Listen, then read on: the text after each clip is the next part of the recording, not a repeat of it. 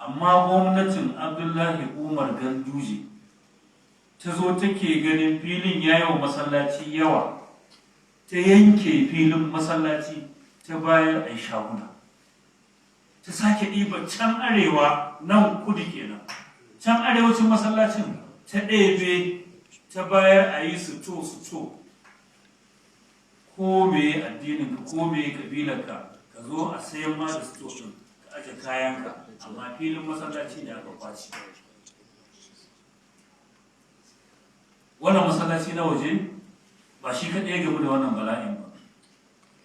Masallacin idi tun da ya gan shi a tsakiyar mutane a gefen kasuwanni biyu, yawonsa ya tsinke, ake gaya masa cewa za a samu kuɗi a nan.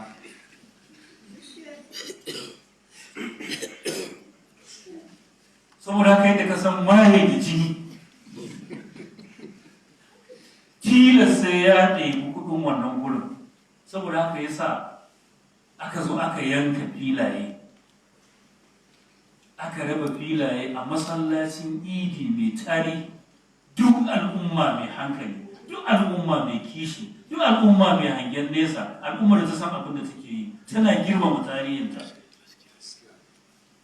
Duk karo ba mu da wani masallacin idi da ya fi wannan tarihi.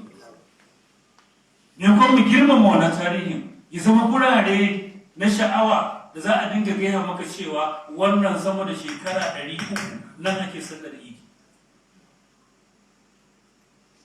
Gwamnatin Abdullahi Umar Ganduje ta sa aka gididdiba wannan guri, aka fara zagaye shi, yanzu aka yi zagaye da biyu, aka ma raba na 3 a ciki.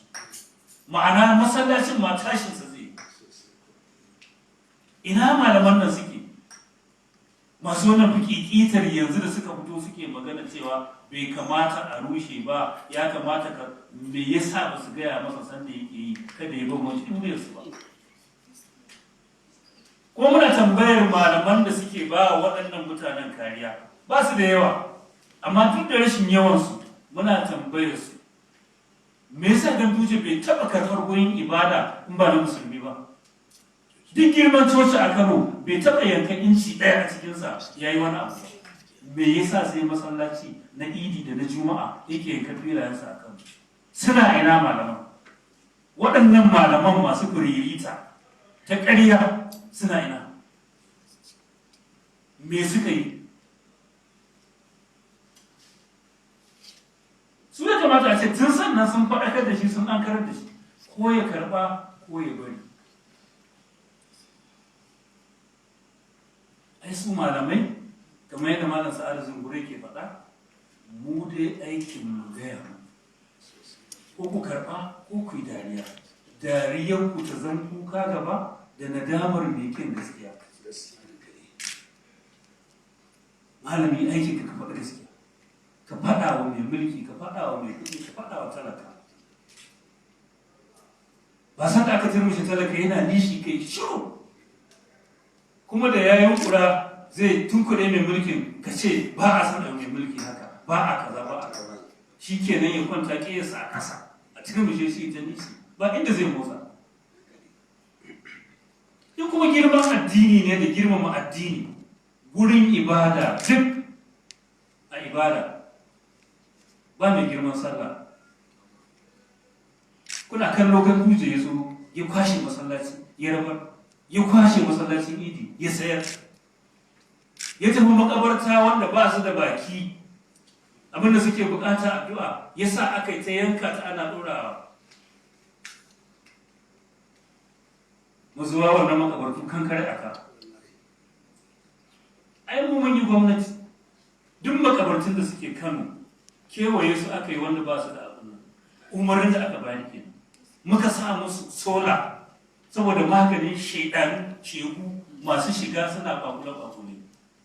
Aka yi rijiyoyin burtsatse saboda kar a kawo gawa ana ta neman bayan da za a samu ruwa a kwafa ƙasa ko a yi wani abu ya zama ba ruwa a makabarta. Aka ba da umarni a yi rijiyoyin burtsatse a makabartu. Mun yi rijiyar burtsatse a makabartu, mun sa fitilun sola a makabartu, mun kewaye makabartu.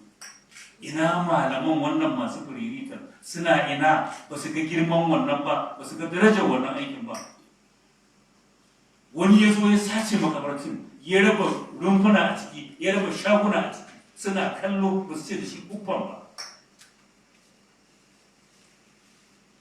Filin hukumar alhazai ba na addini ba ne? Ba maniyata ne suke zuwa su kwana a gurin su yi zango a gurin ba, nan suke karɓar umarni, nan ake kawo kayansu, nan suke fara zango. Ya zo ya karɓe gurin ya gididdiba ya sayar. Gidajen alhazai da ake saukarsu ya rushe gida 130, da asibiti a gurin ya rushe shi, da kotu a gurin ya rushe ta. Duka suna ina, da su da 'yan buka ɗansu duka masu maganar yanzu suna ina. Me suka ce da shi? Wannan gurin ne an dawo da shi don alhazai, don hukumar alhazai, don jin daɗin maniyyatanmu, maziyarta ɗakin Allah mai albarma suke ganin cewa yanzu an musu laifi. Ya tsiyata gurin, ya wulakanta gurin, ya tozarta